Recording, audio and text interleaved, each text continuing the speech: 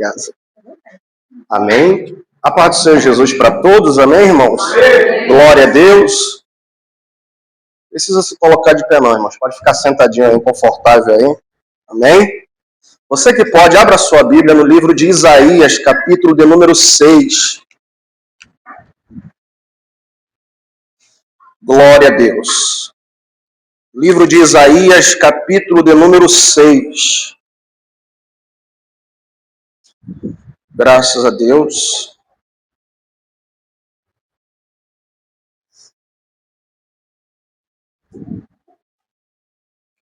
Quem encontrou, diga amém. Amém. Obrigado. Isaías capítulo 6, a Bíblia diz o seguinte: no ano em que morreu o rei Uzias, eu vi também ao Senhor assentado sobre um alto e sublime trono, e o seu séquito, ou o seu manto, enchia todo o templo. Serafins estavam por cima dele, cada um tinha 6 asas. Com 2 cobria o rosto, com 2 cobria os seus pés, e com 2 eles voavam. E clamavam uns aos outros, dizendo: Santo, Santo, Santo é o Senhor dos exércitos. Toda a terra está cheia da sua glória. Amém? Glória a Deus. Irmãos, preste muito atenção na palavra de Deus. O profeta Isaías, que inicia o seu ministério no capítulo de número 6, que nós acabamos de ler, mas que desde o primeiro capítulo que leva o seu livro, que leva o seu nome, ele já vem tendo revelações de Deus, com relação da forma com que Israel estava se comportando diante de Deus. Quando Isaías ele é levantado por Deus como profeta, todos os irmãos é de conhecimento geral que aqui não era mais as 12 tribos de Israel. Como vocês sabem, Deus levantou 12 tribos, chamado tribo de Israel, que é da descendência de Abraão, Isaque e Jacó. Quando o rei Salomão ele morre, o seu filho por nome Roboão, ele vai se assentar sobre o trono de Israel, que até então ainda era as 12 tribos, só que a má administração desse rei vai causar uma ruptura, ou vai causar uma divisão nas 12 tribos. E você sabe muito bem que qualquer estrutura, seja na igreja, seja no casamento, seja numa empresa, qualquer ruptura ou qualquer tipo de divisão nunca é boa. Ambas as partes que estão correlacionadas a uma divisão nunca é boa para ambos os lados. Eu já fiz parte de igrejas que se dividiam e nunca é bom. Você passar por irmãos e irmãos que são da igreja, por mais que dividiu, não falam um com o outro, não conversam, não dão a paz do Senhor, é como se fossem estranhos. Então, divisão nunca é uma coisa boa. Então, pela má administração desse rei com o nome Roboão, as 12 tribos vão passar por essa divisão. E você conhece muito bem, eles vão se dividir entre Reino Norte e Reino Sul. No Reino Norte vai ficar 10 tribos das 12 tribos de Israel, que ficou na capital da Samaria.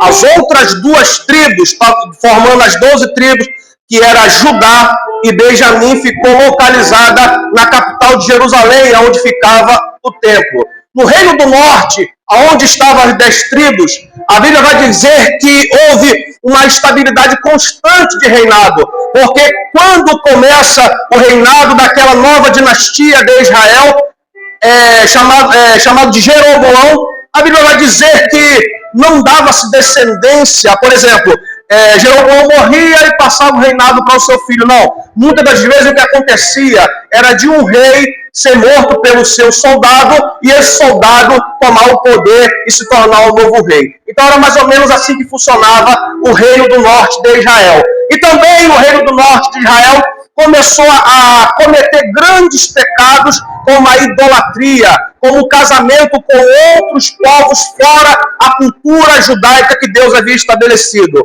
No Reino do Sul, aonde ficou a capital de Jerusalém, os reis que vão se levantar naquela nação ainda era da linhagem de Davi, ainda permaneciam-se fiel à linhagem de Davi.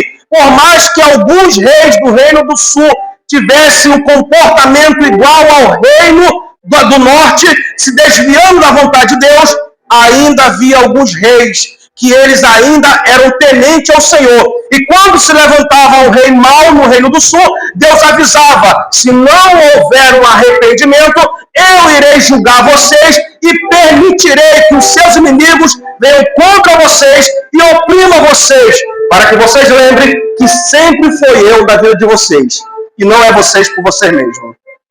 Pois bem, a Bíblia vai dizer então que quando Isaías ele é levantado por Deus, Isaías começa no capítulo de número 1, anunciando a condição em que o reino do sul, ou seja, o reino de Judá, se encontrava. No capítulo 1 de Isaías, o texto começa dizendo o seguinte: que Deus traz à memória tudo o que vai fazer na vida daquele povo. E quanto aquele povo esquecia de como Deus era bom na vida deles, como Deus havia feito eles prosperar, da onde Deus havia os tirado, da onde Deus havia os levantado, e como eles tinham a facilidade de esquecer a bondade de Deus. E Deus entra tão profundo na questão da ingratidão do povo de Israel, que Deus chega a dizer o seguinte: até os bois, até os animais irracionais, eles são fiéis ao seu dono, mas o meu povo que me conhece, que sabe de onde eu os tirei, que sabe o que eu já fiz pela vida deles, tem a amnésia de esquecer constantemente do que eu faço pela vida deles. Mas o Senhor levanta Isaías para dizer: lembra-te de onde você caiu, lembra de onde o Senhor te tirou, lembra de onde o Senhor te escolheu, porque o Senhor, Ele não nos tirou da lamação do pecado para que nós viéssemos a esquecer que tudo é por Ele, por causa dEle, intermédio dEle, porque estamos aqui porque Ele é bom, e nada é porque nós merecemos. Nada. Isaías, ele no capítulo do número 6, onde nós lemos, ele inicia dizendo que no mesmo ano em que vai morrer o rei por nome Uzias, Isaías, por alguns comentaristas bíblicos, vai dizer que ele pertencia à nobreza de Israel. A sua família, a sua linhagem fazia parte da nobreza de Israel. Então, se de fato isso é real, Isaías conhecia o que era uma vida boa, conhecia o que era uma vida farta, conhecia o que era conforto, conhecia o que era estar constantemente nos banquetes da alta cúpula de Israel. Ele sabia o que era estar no meio dos grandes negócios e movimentos importantes. Então, Isaías viu que o reinado do rei Uzias, que era um rei, que a Bíblia vai dizer que foi um rei que foi temente a Deus, que foi um rei que causou uma grande prosperidade no seu reinado, até porque ele, desde o início que ele começou a reinar, ele colocou Deus sempre à frente de todas as suas decisões. Então Israel aqui, o reino de Judá, está vivendo um período de grande prosperidade. E quem é que não gosta de viver em prosperidade? Nós não podemos ser hipócritas. Quem é que não gosta de ir nos melhores restaurantes? Quem é que não gosta de ir nas melhores lojas, comprar as melhores roupas, fazer os melhores passeios? Quem é que não gosta? Só que a Bíblia Sagrada vai dizer que esse rei Uzias se encheu tanto, se gloriou tanto do seu reinado, que ele vai ficar prepotente ao ponto de ele entrar dentro do templo e achar que ele poderia fazer algo que Deus havia somente dito que somente o sacerdote poderia fazer. Eu aprendo algo aqui muito interessante, irmãos. Você pode alcançar os maiores lugares da sociedade, você pode ser advogado, você pode ser o que você quiser, juiz, você pode ser bem-sucedido em todos os lugares, e Deus vai te abençoar, e Deus vai abrir portas para vocês, mas nunca permita que o seu nariz ache que você é autossuficiente para fazer alguma coisa na cara de Deus, que Deus não te chamou. Fique aonde o Senhor te escolheu, para que você não venha pagar um preço que você não deveria pagar. Uzias, ele vai ousar em querer sacrificar no templo, e ele não era sacerdote. Deus não havia mandado ele fazer aquilo, havia pessoas escolhidas por Deus para fazer. aquele tipo de sacrifício, mas ele não escutou os sacerdotes. O sacerdote disse: não faça essa loucura, não coloque a sua vida em risco e nem o seu reinado. Mas ele: não quero saber, eu sou o rei, e como rei eu faço o que eu bem quiser. E ele foi, quando ele foi tocar, quando ele foi mexer no que era santo, a Bíblia diz que ele foi acometido de lepra, ao ponto de que Uzias precisou ficar o resto da sua vida isolado, porque naquela época a lepra, ela era, até hoje, né, a lepra, ela é contagiosa. Naquela época, então, pior ainda. Então ele teve que se retirar, e o resto dos seus anos de vida ele teve que administrar o seu reinado fora de Jerusalém, fora do palácio, porque tentou tocar naquilo que era santo. Eu repito mais uma vez: não toque naquilo que Deus não mandou você tocar, não mexa naquilo que Deus não mandou você fazer. Se Deus te chamou para louvar, louve. Se Deus chamou para pregar, pregue. Se Deus te chamou para orar, ore. Mas seja fiel ao que Deus te chamou para fazer. Seja fiel. Não queira forçar. É por isso que nós vemos por aí muitas pessoas que elas têm até uma boa eloquência, elas até falam bem, elas são até pessoas boas, mas pelo calor da emoção, só porque alguém disse para ela: olha, você canta bem, você prega bem, você pode ser muito conhecido. Aí entra aquilo no coração, o egocentrismo, achar que é muito bom, que é melhor do que todo mundo. Esse é o problema, irmão. Nós não somos maiores e melhores do que ninguém. Aqui é Deus que faz, opera. Aqui estamos por causa dele. É por ele que nós estamos aqui. Então eu digo para você nessa noite, irmão: fique aonde o Senhor te colocou, porque aí é que ele vai te honrar.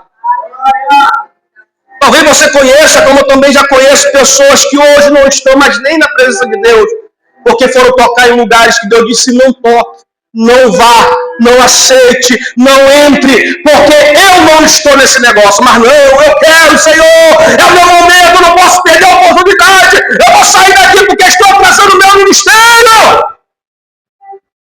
Fica onde o Senhor te colocou. É melhor ser fiel no pouco, na simplicidade, do que colocar toda a nossa vida e a nossa salvação em risco.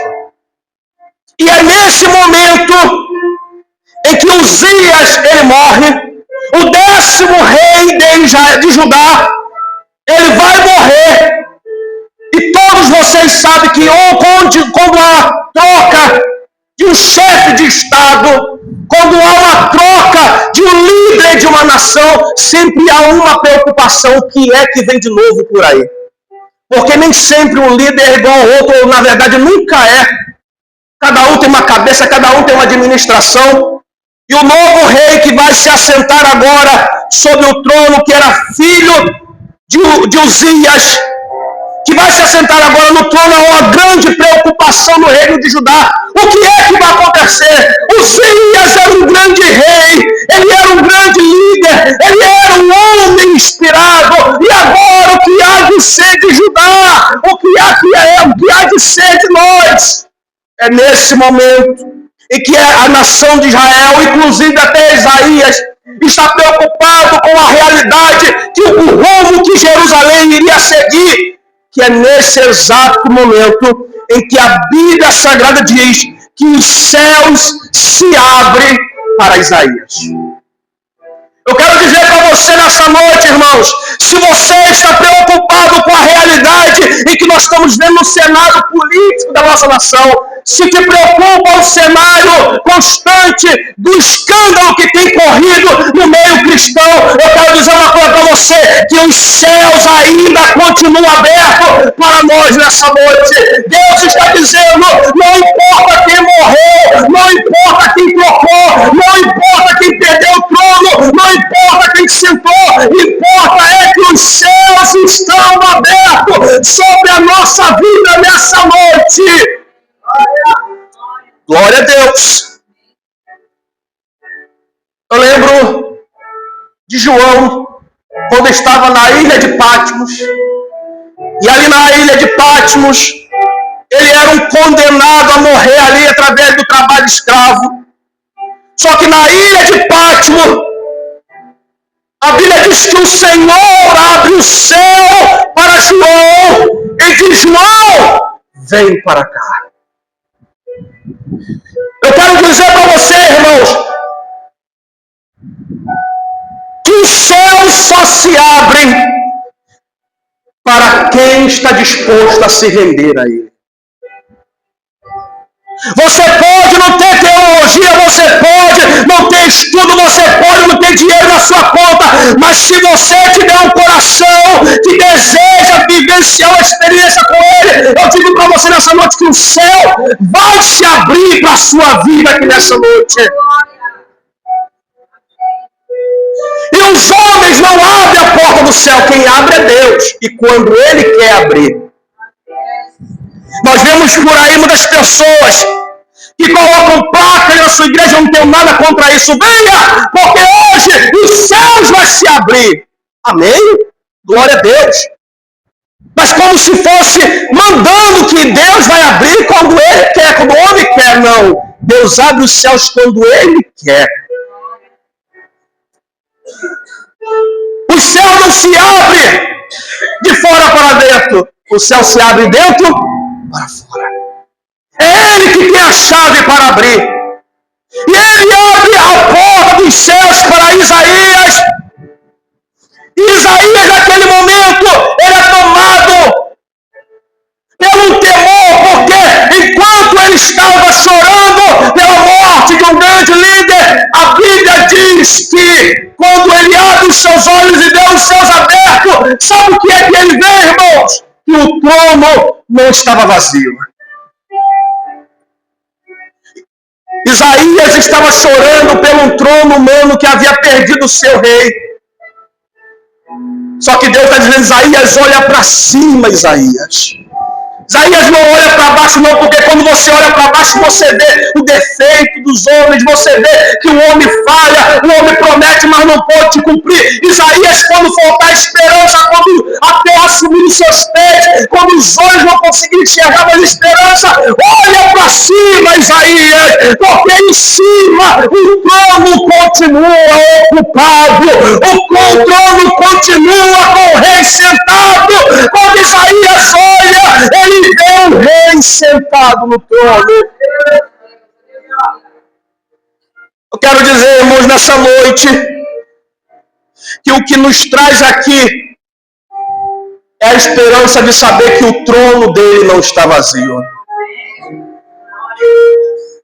Tudo que nos abala aqui nessa terra, tudo que nos espanta, que nos causa medo, que nos causa temor, o trono dele não é abalado. Porque segundo Isaías, ele diz que ele viu o Senhor sentado em um alto.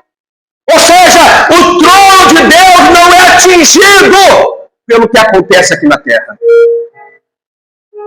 Os deboches que os homens fazem, as apresentações alegóricas nos carros alegóricos debochando, não faz nada com ele.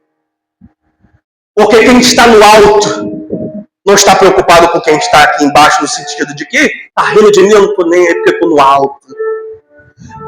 Os homens aqui debocham, zombam, xingam a Deus, mas a Bíblia diz que quando Deus olha para os ímpios, para os pecadores, para aqueles que debocham dele, sabe o que Deus faz? Deus ri. Porque Deus é eterno, o homem não é. O homem, ele tem o seu prazo de validade, ele não sabe quando vai ser o seu fim. Mas Deus, ele é soberano para todo sempre.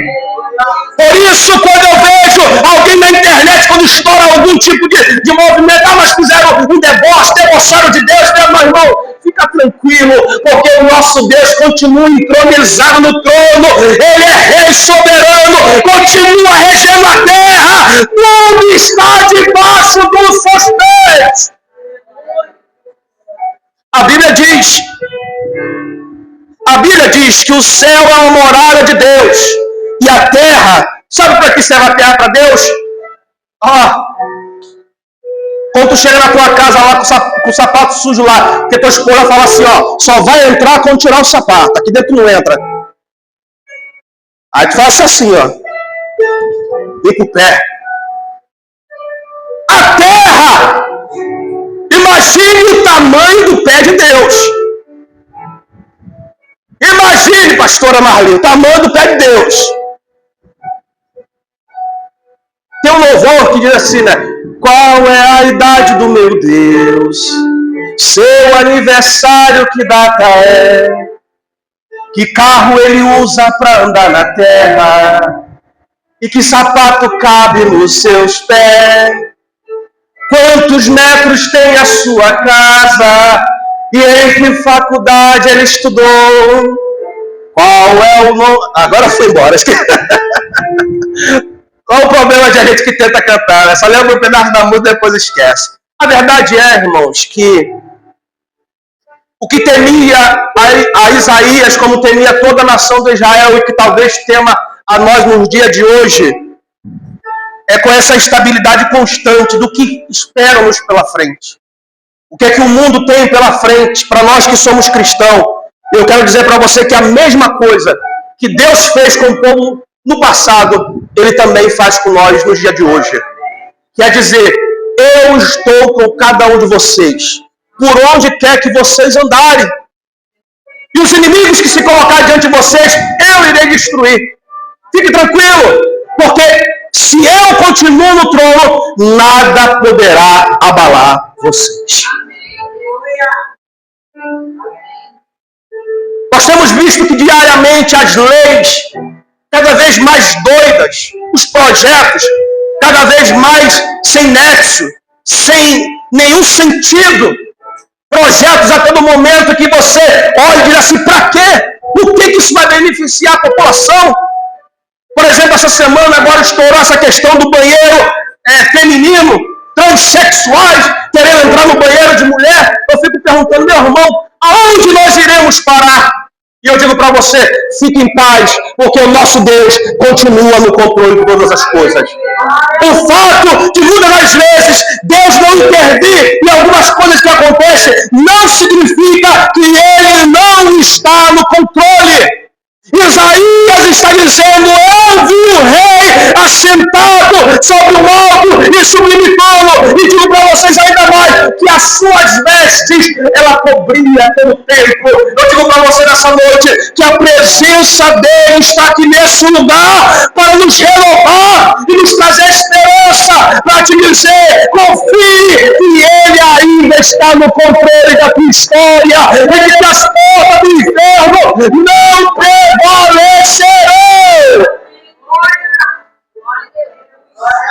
Se no teu trabalho, se na tua vizinhança, se aonde você vive, onde você passa, tem alguém que está te afrontando, confie, porque o teu Deus está dizendo, estou cuidando de você, estou livrando você, estou guardando você. Mas ele nos faz um pedido nessa noite. Traga à sua memória aquilo que te dá esperança. Lembre-se de quantas vezes eu já te livrei, de quantas portas eu já abri na sua vida. Preste atenção, irmãos. A Bíblia continua dizendo que Isaías, ele vê o rei assentado, vê que as suas vestimentas enchiam todo o templo. Ou seja, se havia algum medo em Isaías, naquele momento acabou. Porque quando a glória de Deus aparece na vida de alguém, o medo vai embora.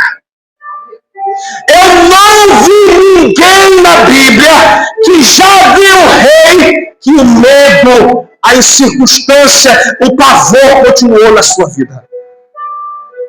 Lembra-se quando os discípulos, por um período, se sentiram só quando Jesus voltou para o céu? Que eles ficavam escondidos de um lado para o outro, com medo do Império Romano, com medo da cúpula de Israel perseguindo eles. E a ordem de Jesus foi ficar em Jerusalém, porque de Jerusalém virá a promessa. Parece que Jesus estava dizendo assim, ó, estou jogando você no meio dos leões, para que eles vejam que mesmo você no meio dos leões, eu sou suficiente para guardar cada um de você.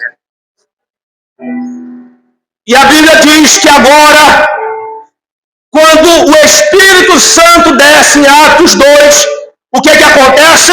Eles não são simplesmente cheios do Espírito Santo, mas eles são capacitados de autoridade e poder. Ou seja, o medo que eles tinham antes de sair na rua não conseguia mais segurar eles. Eles começaram a dizer, nós precisamos ir ao meio da rua. Para quê? Para falar que o Senhor Jesus ressuscitou, que Ele está entre nós, e o seu Espírito Santo está entre nós. E a Bíblia diz em Atos capítulo número 3, que quando o apóstolo Paulo pregou o apóstolo Pedro pregou a primeira pregação, 3.000 pessoas se converteram. Eu quero dizer para você uma coisa, irmão, quando o céu se abre, quando a glória desce, o medo sai e a presença flui e as almas vêm e Deus usa o seu povo.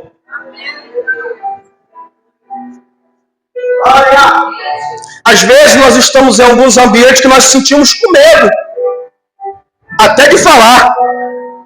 Eu sou de uma época, por exemplo, que quantas vezes de madrugada quem pegava transporte público como o trem, tinha um vagão que era o vagão somente da pregação. Era o culto, e ninguém se incomodava com isso. Não é verdade? Todo mundo ia ali para aquele vagão, era louvor, era corinho, até cada um chegar no seu destino. Hoje não pode mais. Não pode mais culto, mas pode fazer outras coisas. Bagunça de time, um monte de coisa, tudo pode. Estamos vivendo os dias em que constantemente, por exemplo, hoje em dia, dependendo do local em que você tem uma congregação, uma igreja, você não pode nem fazer mais o culto depois de 9, 10 horas da noite. Porque às vezes os próprios moradores da região ligam para a polícia para denunciar por causa de barulho. Mas você mora, como eu também, ou talvez mora como eu moro, que às vezes o baile funk vai até o outro dia raiar. Ninguém faz um pio. Mas por causa de um culto, as pessoas fazem barulho. As pessoas estão cada vez mais buscando não uma experiência real com Deus. Eles querem um Deus que afague o momento do calor da sua emoção naquele período. É muito comum você ver pessoas, artistas, cantores famosos, que de repente dizem, eu sou agora cristão, eu sou agora evangélico, agora eu canto para Jesus. Mas quando o dinheiro começa a faltar, rapidinho o amor acaba. Mas nós estamos aqui, não pelo que Ele pode nos dar, mas pelo que Ele é na nossa vida. Talvez nós não teremos tudo que nós sonhamos nessa vida, como todos nós temos. Sonhar de uma vida melhor, um conforto melhor. Mas uma coisa eu garanto para você, irmãos, que o que está nos aguardando lá em cima é infinitamente melhor.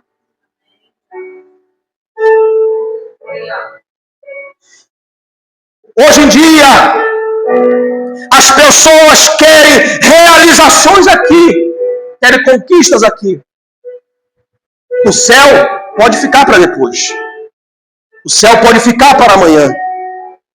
Mas o que Deus nos convida nesse dia e nesses últimos momentos em que nós estamos vivendo da igreja aqui na terra, prepare-se para encontrar-se com o Senhor teu Deus. Prepare-se para ver o Rei da Glória assentado no alto e sublime trono. E continuando para nós podermos terminar, a Bíblia diz que Isaías agora vai ver que acima do trono de Deus havia os seres rodeando esse trono.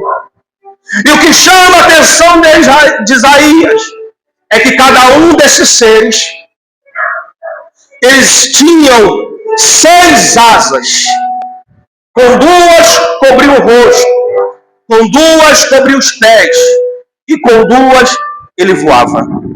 Esse mesmo ser chamado de serafins, que são chamados em hebraico de aqueles que ardem como fogo, ou seja, eles eram responsáveis de guardar a santidade e a glória de Deus.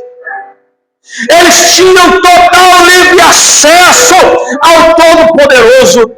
Mas o que chama a atenção de Isaías é que, mesmo eles sendo dotados de total capacidade de ver o Rei da Glória e a sua plenitude total de poder, eles não se ousavam em olhar para o Rei, mas eles escondiam a sua face, temendo e em reverência, porque sabiam que a glória do Senhor poderia os fulminar.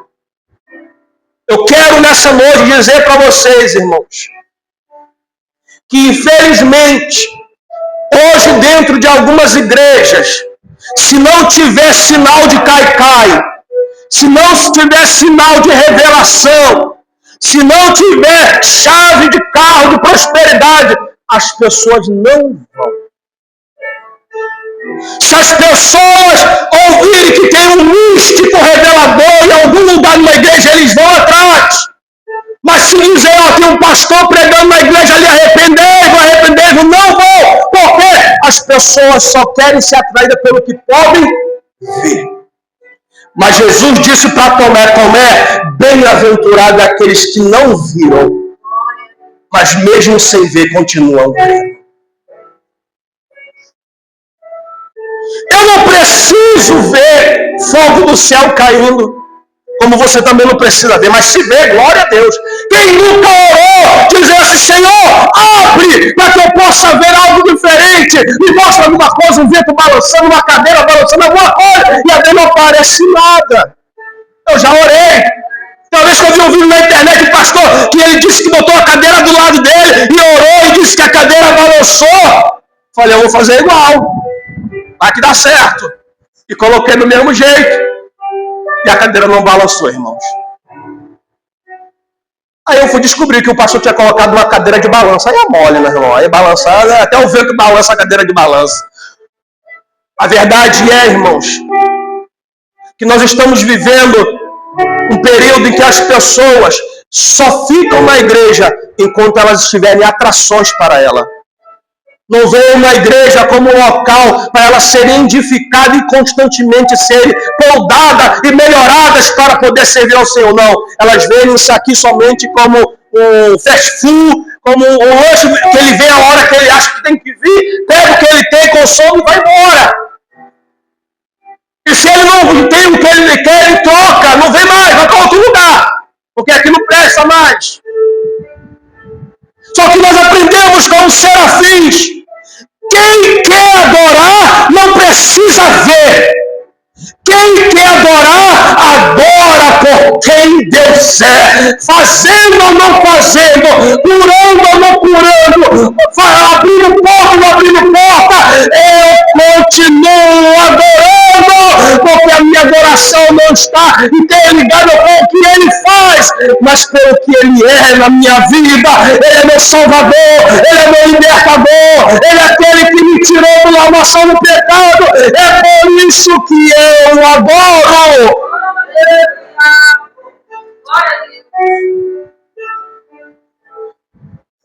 Quando você aprende a adorar a Deus escondendo o rosto, ou seja, não olhando para quem está cantando, para quem está pregando, mas você diz assim, Deus, eu estou lá para te adorar, eu vou lá para bendizer o teu nome. Não importa se a pessoa fala S errado, fala B errado, não fala se ele fala Jesus, eu não sei se ele faz Getsemane, eu não sei, mas o que importa é que Ele está fazendo a tua obra e eu te adoro, Senhor, por quem o Senhor é.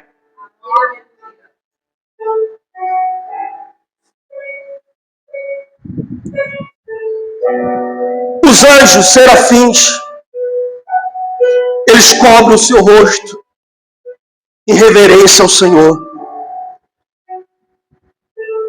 E nós precisamos ter mais reverência dentro da casa de Deus. Entender que aqui não é um local para nós sermos servidos, mas para nós servirmos. Quando nós entrarmos pelaquela porta, entendamos que nós estamos entrando em um lugar sagrado, em um lugar santo. Se nós queremos ver o céu aberto em nossa vida, entendamos que aqui é um local, uma atmosfera espiritual. Quando você entrar por essas portas, entenda, eu já vi pessoas dentro da igreja que não tiveram reverência e que caíram endemoniadas dentro da igreja. E eram pessoas que cantavam, pregavam, dirigiam culto, mas que brincavam com as coisas de Deus. Se os anjos que são santos se dobram, escolhem o seu rosto para olhar para eles, quem somos nós para não nos rendermos diante dele? Que nós possamos nos dobrar diante da sua santidade. É por isso que muitas das vezes nós temos dificuldade de ver o céu aberto em nossa vida, porque precisamos olhar como nós estamos entrando na presença dele. Precisamos olhar como nós estamos entrando na casa dele, no íntimo, até dentro da sua casa, irmão, no seu quarto, quando você fecha sua porta, ali é um lugar santo também. Quando você for entrar na presença dele, em primeiro lugar, se humilhe diante dele. Isaías diz: eu sou um homem pecador e de impuros lábios. O problema da nossa sociedade é que muitas pessoas se acham muito bom, se acham muito insubstituível. Se eu não tiver, se eu não pregar, se eu não cantar, se eu não dirigir, se eu não tiver, não vai acontecer. E eu digo para você, irmão, Deus já tem o melhor lá em cima. Ele não precisava da gente para absolutamente nada. Tudo de melhor que... Imagine serafins que ardem como fogo 24 horas. Aí você cansando 2 horas, cantando, daqui a pouco ele está assim, ó. A língua para fora. E os anjos 24 horas, santo, santo, santo, santo. E não se cansam de glorificar a Deus. Tinha vez que eu ia em alguns lugares, vigília, consagração, e eu chegava lá, estava adorando ao Senhor, e via às vezes um grupo reunido, e às vezes a pessoa ficava lá olhando calado, observando, a mente perdida no meio do culto. Aí quando dava oportunidade, aí pá, e voava, e fazia, acontecia. Eu falava, meu Deus. Aí quando entregava o microfone, aquele fogo todo se apagava. Já vi aquela... como é que fala? Aquela palha seca. Quando você põe fogo, ela vem, daqui a pouco se apaga. Só de momento. Eu fico feliz aqui, irmãos, porque nós fazemos parte de uma igreja que não precisa de nada disso. Porque Deus usa cada um na humildade. Eu fico feliz toda vez que vejo alguém recebendo a oportunidade, orando, cantando, lendo um texto, e eu fico feliz porque eu vejo que Deus está trabalhando. Não precisamos de atrações de valor, que não nós precisamos é que nós entendamos que nós somos escolhidos por Deus para servir com o melhor. E Deus tem visto a sinceridade de cada um. Deus tem visto, irmão. Então você nessa noite que está dizendo assim, Senhor, tu tem visto o meu esforço, tu tem visto o quanto eu fiz. Deus tem visto o teu trabalho. E Ele está dizendo para você, continue, não pare, não desanime, porque eu que vou te recompensar. Tem horas que a gente fala assim, Senhor, ninguém vê, o pastor não vê, ninguém reconhece, ninguém fala nada, um elogio, todo mundo quer. Mas eu quero dizer uma coisa para você, ainda que não venha, Deus está vendo o seu esforço. Isaías, irmãos, ele não vai se excluir, ele vai incluir-se juntamente com a nação de Judá, dizer, Deus, nós somos um povo pecador, nós somos um povo de impuros lábios, estamos perdidos. Porque imagina Isaías ver o rei da glória e vou morrer, acabou. Porque o que eu já ouvi falar é que todos os homens que viram Deus morreram. Comigo não vai ser diferente. Só que eu quero dizer uma coisa para você, que o céu que Deus está abrindo para nós nessa noite não é para matar, não é para fulminar, não é para destruir, mas é para te dar experiência. Segundo lugar, os anjos tinham 2 asas que cobriam os seus pés. E todos nós sabemos que o pé é aquele responsável de nos levar e nos trazer para os lugares. Só quem não tem perna sabe o quanto faz falta. Mas a verdade é, irmãos, que precisamos entender uma coisa muito importante. Tudo que nós venhamos a fazer para Deus. Lembra daquele texto que diz assim, o que uma mão esquerda ou a mão direita faz, a outra não deve fazer? É mais ou menos assim. O que eu faço para Deus, o que eu faço em oculto, ajudando alguém, eu não preciso trocar trombeta para que todo mundo fique sabendo. Hoje em dia, na internet, é aquele negócio assim, ó. Eu ajudo alguém, mas é assim, ó.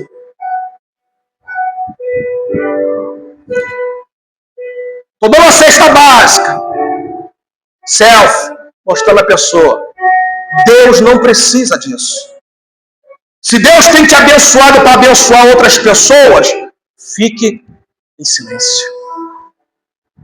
Porque se você faz, porque você ama a Deus, você não precisa que o que você faz apareça, mas que diante de Deus desapareça. Os pés, irmãos, fala de que tudo que nós venhamos a fazer, que seja para a honra e para a glória do nome dele. Se você limpa a igreja, que seja para a honra e para a glória dele. Se você evangeliza, que seja para a honra e para a glória dele. Se você dirige o culto, que seja para a honra e para a glória dele. Se você prega no seu trabalho e ninguém viu, que seja para a honra e para a glória do nome dele. Se você prega para alguém no meio da rua, que seja para a honra e para a glória do nome dele. Ninguém precisa saber e aplaudir, tocar trombetas. Tudo tem que ser para ele. E para nós fecharmos, Isaías diz que com 2 asas eles começavam a voar. Quero dizer para você nessa noite, irmãos, que Deus está dizendo para vocês e para mim aqui nessa noite, se prepare, que está chegando o tempo em que eu vou fazer essa igreja voar. Voar, voar, voar, voar, vivenciar experiências maiores. Deus está dizendo, se prepara, você que está se sentindo menor ou pequeno, Ele vai te levantar para voar, vai te usar de uma forma extraordinária. Isaías diz que depois que ele viu essa visão, ele olhou e um ser angelical, um serafim, que queimava como fogo, veio correndo do céu, voou do céu e veio rasgando o céu, descendo o céu, e veio, pegou uma tocha acesa e na boca do pecador e disse, toma na sua boca a partir de agora, os seus lábios não é mais impuro, a partir de agora os seus lábios proferão coisas que somente Deus irá soprar. Eu quero dizer para você nessa noite, se prepare, porque Deus vai queimar a sua vida, vai queimar os seus lábios e você começará a falar aquilo que o Senhor colocar na tua boca. Irmãos, estudar é muito importante, pesquisar é muito importante, mas nada vai substituir a experiência de você abrir a Bíblia Sagrada e Deus te revelar ela. Isso eu não troco por estudo nenhum. Quantas vezes eu estou orando ao Senhor para que me dê uma palavra.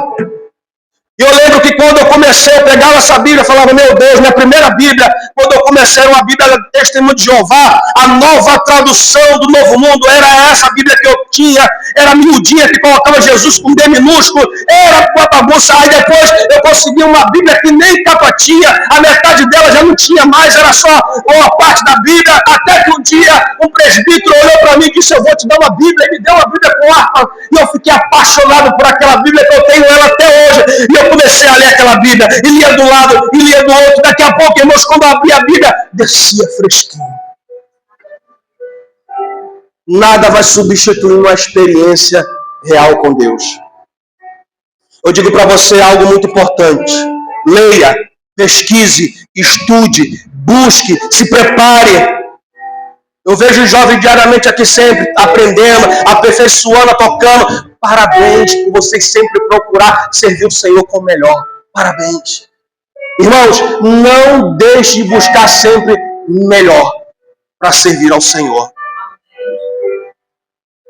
Para quem não sabe, eu já toquei bateria. Quando eu comecei a primeira vez a tocar bateria, o pastor olhou para mim assim, ó, sai. Tá atrapalhando.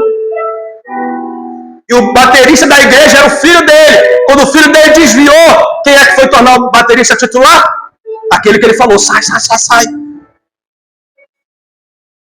E eu tocava bateria. Eu não sei tocar mais. Quando eu vejo esse jovem tocando aqui, eu falo, meu Deus, eu não sei mais. Aquele toque antigo, mas não sei mais, tem que aprender muito, tem que atualizar. Mas eu falo uma coisa para você, irmãos, a melhor coisa que tem é quando Deus te ensina. É quando Deus diz assim, ó, tá vendo aqui? Eu te coloco aqui para que venha frutificar. Isso é gratificante, irmão. Isso é gratificante. Pandeiro também, eu olhava o pessoal tocando pandeiro e ficava assim, ó, meu Deus, queria tocar também assim. E eu comecei a tocar e aprendi. Hoje, por falta de vergonha na cara, não sei tocar guitarra, mas poderia estar tocando. Pega algumas coisinhas, faz algumas coisas, mas nunca mais. Mas poderia estar aí servindo a Deus tocando guitarra, mas por falta de empenho, não aprendi a tocar. Mas eu louvo a Deus, porque sempre eu vejo a igreja aqui sempre procurando fazer o melhor para Deus. E eu digo para vocês, irmãos, continue. Porque quanto mais vocês se dedicam em servir ao Senhor, mais os céus se abrem para nossas vidas. Que nós não venhamos procurar glória para nós, mas que nós venhamos procurar glória para Ele. Porque quando nós procuramos glória para Ele, cada vez mais nós recebemos da sua bondade, da sua graça e da sua infinita misericórdia. E para nós encerrarmos essa palavra, eu digo para você, irmãos, que o nosso Deus nessa noite está dizendo, fica tranquilo, não se desespera. Quem te prometeu garante que as portas do inferno não irão prevalecer. Se coloque de pé em nome de Jesus.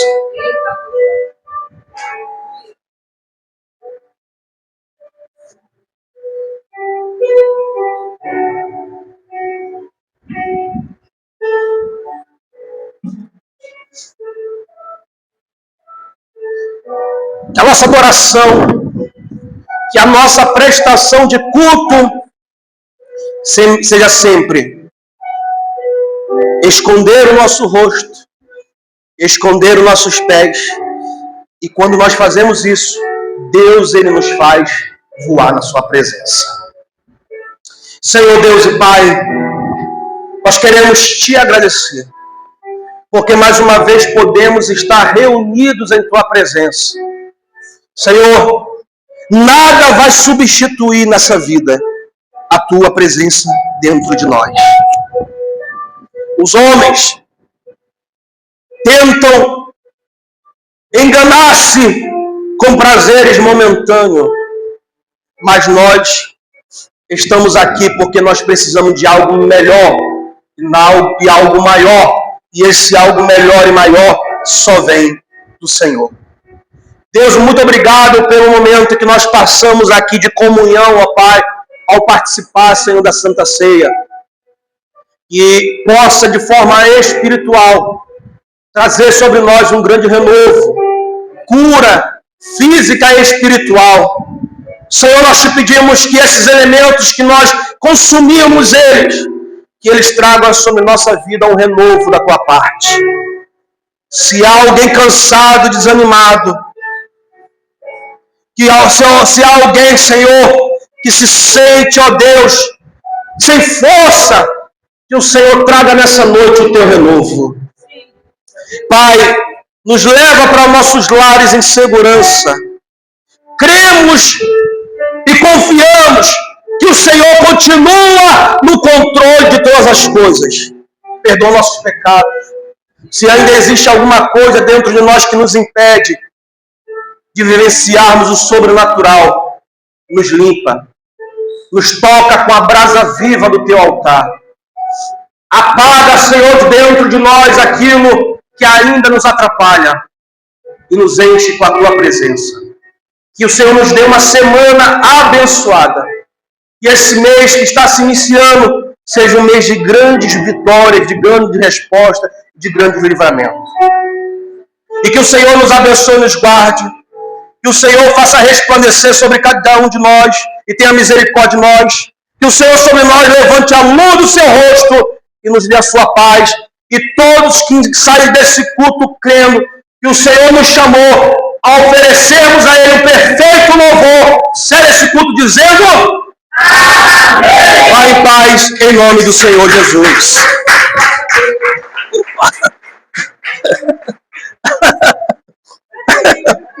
Tô ágil, né? Tô ágil.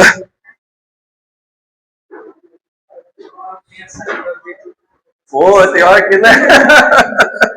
Tem hora que engasga.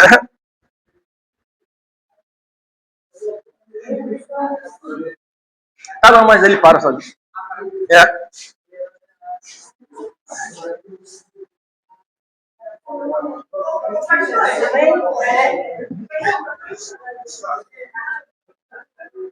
Rapaz, seu mesmo, boa semana, tá? Ô!